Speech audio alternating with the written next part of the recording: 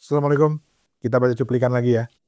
Kali ini judulnya adalah sebuah novel filsafat anak rusa mencari Tuhan.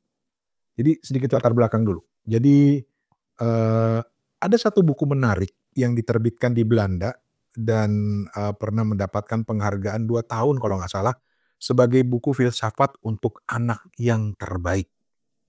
Judulnya, gua harus baca nih, judulnya karena bahasa Belanda. De Zoon van de Gazelle. Gitulah kurang lebih. Ya artinya Anak Rusa, karya Sabine Wassenberg dan Kamel Essaban. Keren, keren banget bukunya.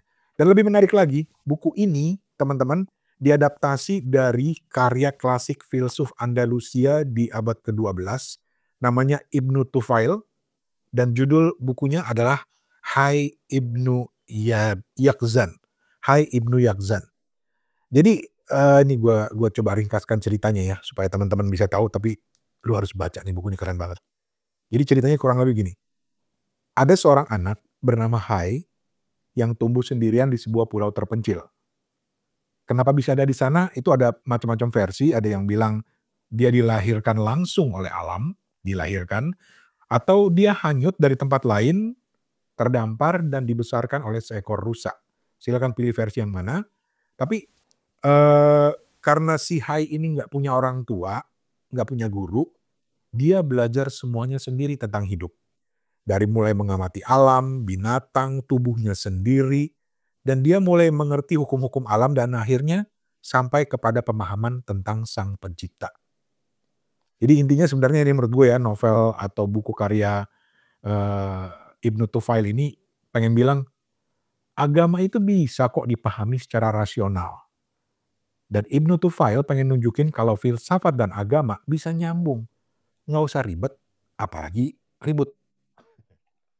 Nah, buat gue buku ini udah gue baca beberapa kali dan ini buat gue lebih mendasar banget dari buku Sophie's World atau Dunia Sophie karya Jostein Gaarder yang terbit tahun 91. Bisa dibilang sebelum lu baca Dunia Sophie, lu harus baca ini dulu karena ini dasarnya. Karena di Dunia Sophie kan akan bicara tentang banyak filsuf-filsuf. Kalau di sini dasarnya dulu pemahaman tentang filosofinya. Itu yang menurut gua menarik dari buku ini. Anak Rusa Mencari Tuhan ini adalah terjemahan versi Indonesianya dari yang versi Belanda. Nggak tahu ya apakah yang versi asli Ibnu Tufail ini udah diterjemahin atau belum, gua nggak tahu, tapi ini diterjemahkan dari versi Belandanya dan gue mau bacain cuplikannya kali ini ya. Kita coba ke halaman 89. Ini judulnya Arti Kehidupan.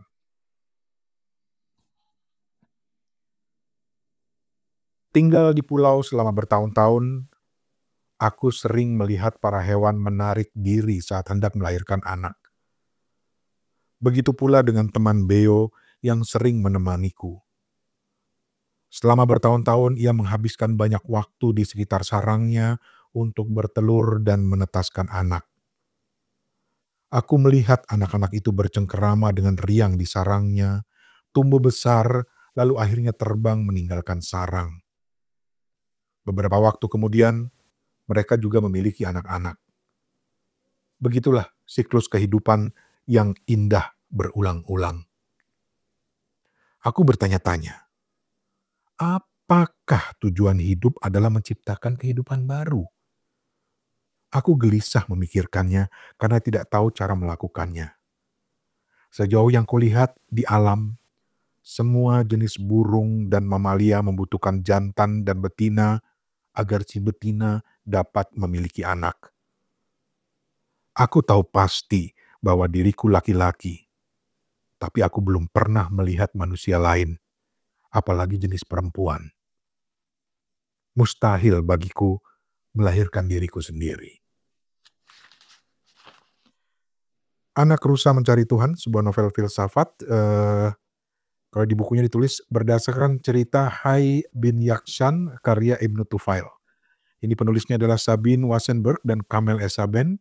Ilustrasi oleh Karuna Kaya Wirjo Semito. Keren, keren banget ini buku. Harus baca.